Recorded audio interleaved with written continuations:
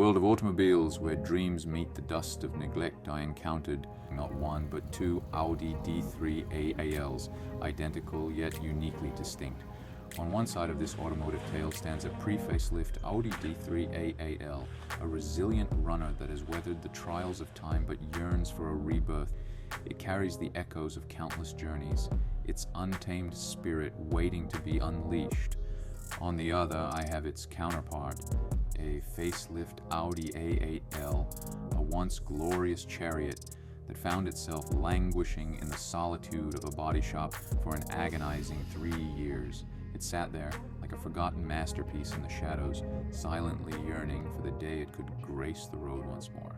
Today, I invite you to join me on an extraordinary journey, one that transcends the boundaries of metal and machinery. So buckle up, dear viewers, for you are about to witness the magic of rebirth. Welcome to my channel, where every bolt turned, every detail refined, and every moment savored becomes a part of our shared automotive odyssey. After carefully inspecting both cars, I realized that repairing the 2004 pre-facelift model is a much more feasible option. Therefore, I've chosen to use the 2010 car as a parts donor and perform a swap of its components onto the 2004 model to give it the appearance of a facelift model.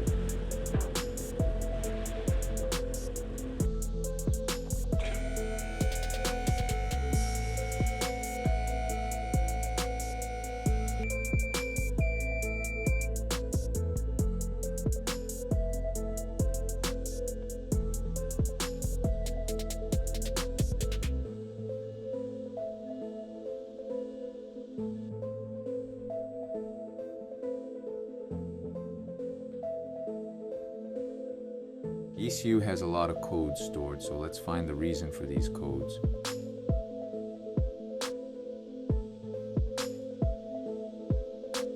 I started by checking the fuses, and it appears that the car has some water damage from a clogged or broken drain, which is very typical for this generation of Euro vehicles. The oxidation of fuses can result in poor connections, and this can explain many of the codes stored in the ECU.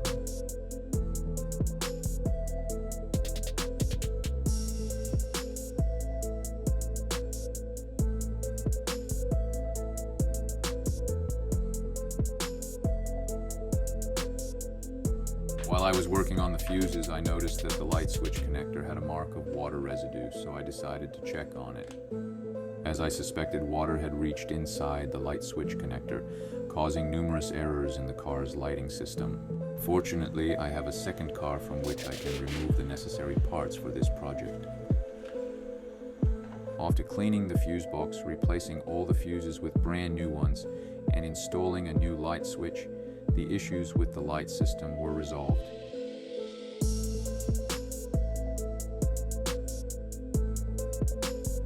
Now, it's time to address the next problem, which involves the MMI main display and the heat and AC control module. Additionally, since I'm planning to perform a front-end swap on the pre-facelift car to give it the appearance of a facelift model, I've decided to swap out the steering wheel for one from the facelift model.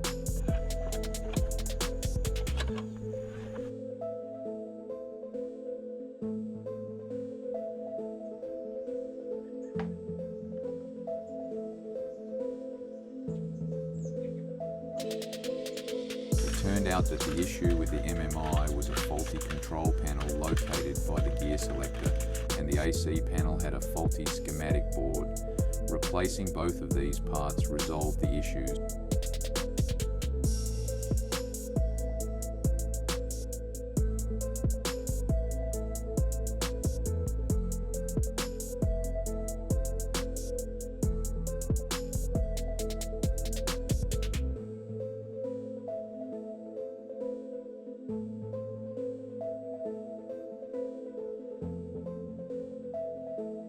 The next item on my list is the rear view mirrors. The driver's side mirror won't automatically fold up when the car is locked, and the passenger side is stuck in the folded position.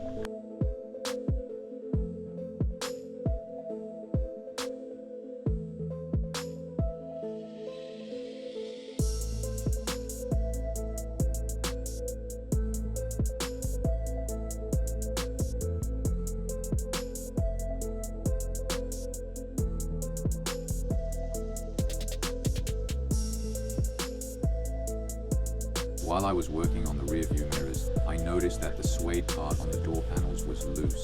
Since I was already planning to remove the window tint, which requires removing the door panels, I decided to replace all 4 of them to give the interior a fresher look. The window tint dated back to approximately 2006 and was in terrible condition. I attempted to remove it with a heat gun but had no success. The only option left was to use a scraper blade to painstakingly scrape the tint off the glass, which proved to be a very tedious task. However, since the rear windshield has heating elements, I couldn't use a blade, so I had to remove the tint one small piece at a time, a true nightmare. But the silver lining in this process was that I had to remove the rear speaker panel.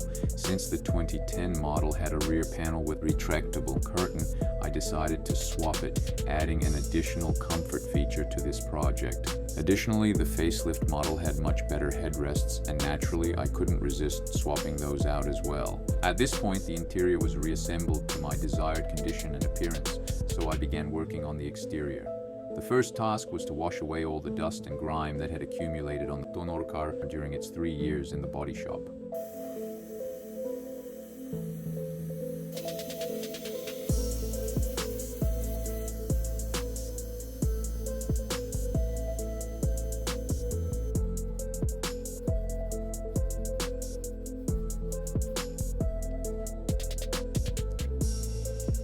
Unfortunately, I wasn't able to remove all the stains from the car, but that didn't deter me from moving forward because I had another trick up my sleeve. With this in mind, I started disassembling the front ends of both cars.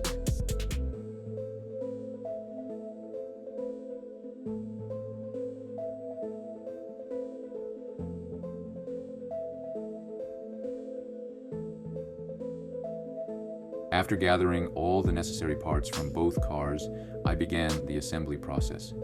The most challenging aspect of this swap was dealing with the headlights.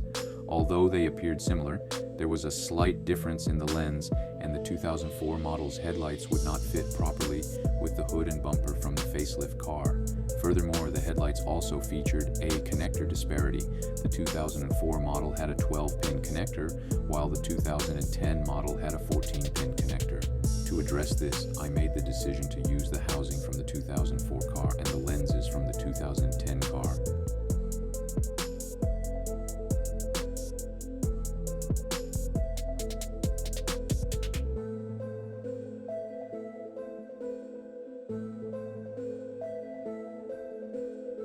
After completing the part swap, I moved on to the next step, which involved adjusting the hood, cleaning any remaining stains, and changing the wheels. I used acetone to effectively remove the stains, but the headlight lenses remained in poor condition. To address this, I employed a more aggressive method, wet sanding the lenses to remove all residue. Additionally, as I removed stains from the bumper, I discovered numerous stone chips, necessitating a paint job for the lower part of the bumper. I had the idea to use canned spray paint as a base coat, which turned out to be a great solution.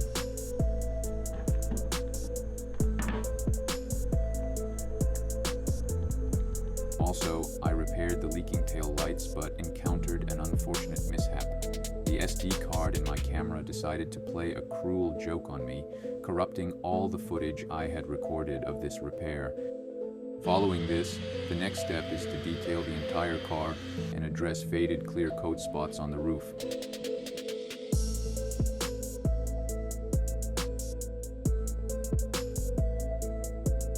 But alas, some of those spots were stubbornly faded beyond salvation. No matter how many fancy polishing pastes I tried, they simply refused to cooperate, leaving the roof in a less than stellar state.